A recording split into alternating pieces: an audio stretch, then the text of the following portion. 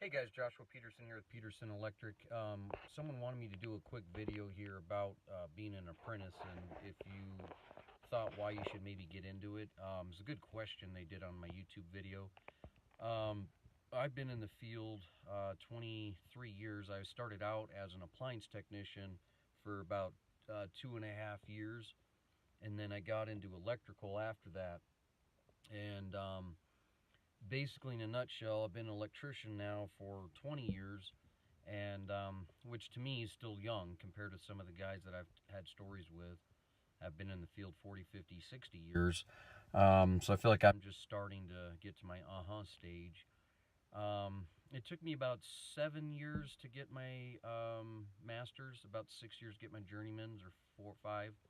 I got my master's in Colorado. Also have my master's in Tennessee as well. I let that go because I don't live there anymore. But and by the way, Tennessee is a lot easier to get a license than Colorado, 10 times difference. Some of the other states I've heard that are not reciprocating are difficult, such as maybe the East Coast. I've heard California is pretty tough. I think Wyoming reciprocates to Colorado, but I heard they're difficult too. So, anyways, if you want to get into the field, what to expect? You better like long hours. Um, you definitely better like to learn how to read. A lot of our electrical codes use its own terms. You'll never hear UFER in your life, and it won't even be spelled correctly to your English teacher's terms. So somebody like me who struggled with reading his whole life, but was a whiz in math, and though I was dyslexic in reading and spelling, found ways to help cure that over time a little bit. I tell you, though, I caught on the electrical field and I enjoyed reading the code book. I love to know what an auxiliary ground is and what the purpose is. I love to know dissimilar metals for piping versus conductors. Love to understand terms like UFER, UFER, which is your cement ground. So there's a lot of terms in there that if you like definitions, you'll learn to love that. The thing that I love about electrical, though, is when I went to school for it for 4 years. I went to independent electrical contractors school. When I graduated, I did teach for about a semester. When I got done with that, I didn't really want to teach a class of 30 students. It wasn't really for me. Um, thing about the electrical world is that you're going to have to learn to love to get shocked. I don't care what people say as much as you turn stuff off. There's a difference between getting shocked, jolted, and electrocuted. In my opinion, I'd have my own urban Josh Uwa dictionary. I think when you get shocked, you just get tingled. A lot of people say they got tingled at 110 at their house. That's a tingle. That's a bump. Getting shocked or blown off. I've been thrown off the ladder twice, and those were rogue, weird issues. It would happen to anybody. And then I've been electrocuted twice on a neutral I could not get off. It must have been God's will I lived. So I think inevitably you have to be prepared. That could happen. I've never had a huge arc flash, just a small one because I had bumped my lineman's on a meter socket. Wasn't that big, about that big, but enough to scare me. So keep in mind that, yeah, safety has to be first. I've been in situations when I did work for other companies where I was in clean rooms and you cleaned your tools depending on level 1, 2, 3, or 4 and how clean your tools had to be. And you're there all day piping inside of a room that manufactures CDs. And you can't have dirty tools or dirty clothes. And I've been in situations where, like today, I just dug. I dug 6 hours solid. I've been in the field 23 years. I'm a master, and I still dig. I don't say no to jobs. You're going to have to be used to the fact that in your trade that you're going to have to go to school. Nowadays in Colorado, it's demand that you have 180 hours as an apprentice, and 180 hours is not enough. I went to school, a trade school, one night a week for 4 years. I still don't feel like I learned enough about industrial. What a joke. It was kind of like when I got my hand carrying license for my gun. We went and did it, and I won't name the place in town in Loveland, but I thought it was a joke. As I talked to the sheriff and I got my license to carry permit, concealed carry, and when I talked to them, they asked me how the class was, and this was like 4 years ago in Larimer County, and I told the sheriff, what a joke. I never got to bring my own gun in and shoot my own damn gun, and I just got a Kelly Springfield, and I was like, really? I didn't know how to clean it, didn't know how to do anything.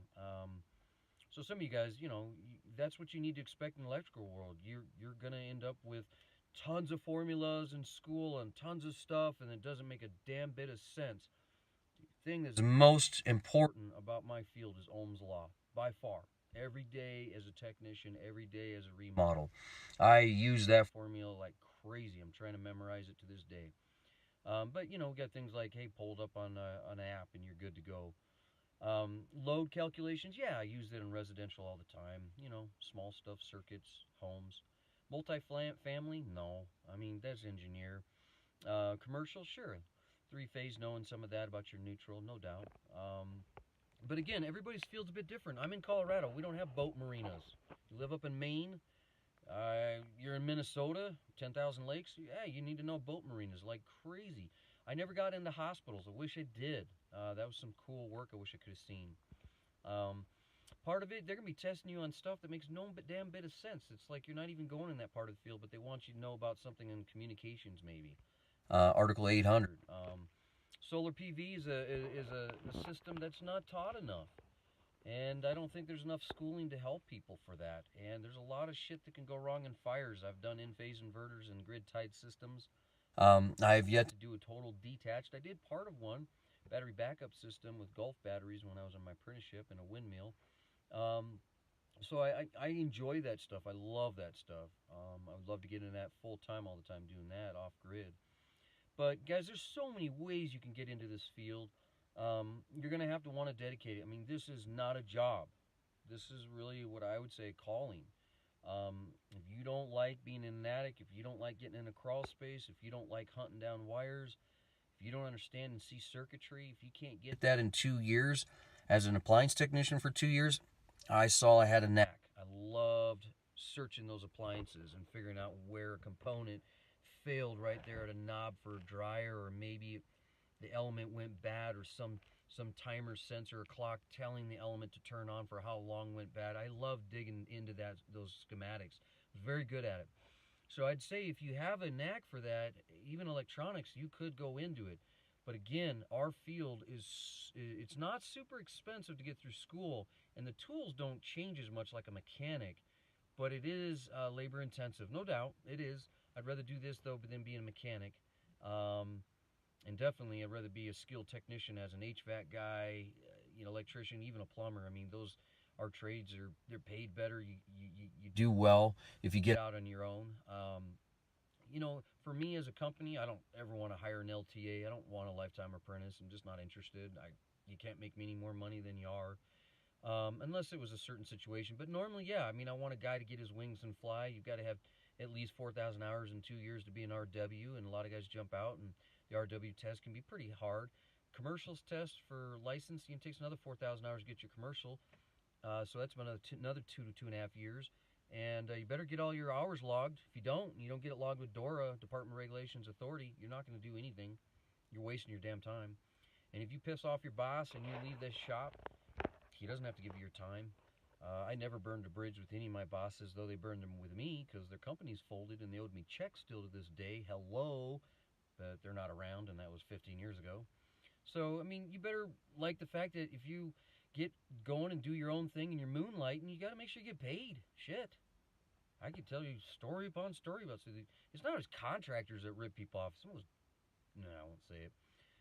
Some homeowners, property management, and those general contractors think they can just dick you sideways. Excuse my French. You gotta have systems in place, policies if you're gonna get out on your own. I'll do a whole nother video on getting out on your own. I can't say I jumped out on my own because I wanted to. It's just another company I worked for folded, and it was not even a bad market like '08. It just happened right 4 years before '08. He just made some bad choices. And people owed him money, and then it just went under. We had about, 30 guys. I'll talk about that later in another video.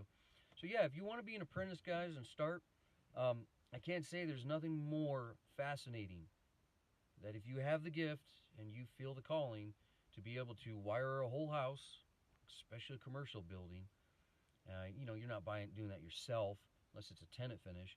But being a part of that team and doing the one-line crew like I used to, bend pipe and set transformers, 25, 50, 75 kVA transformers hanging from the ceiling, strut rack systems, 4-inch conduit, tabletop benders.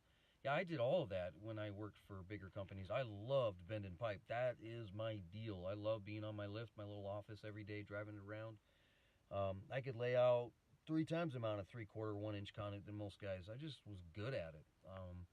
But now that I've been on my own for 14 years, I get to do it here and there, not as much. I miss that. But yeah, you put up a lot of bullshit starting your own thing. You know, but I won't say no to the small jobs. It's the small little guys, $110 service calls, whatever it costs, you know, time, material. Those little service calls pay the bills, guys. So again, if you get out on your own, it's going to be tough. I'll do a second video on this, on my opinion on a few things. And then, you know, maybe it'll help save you some time. Thanks.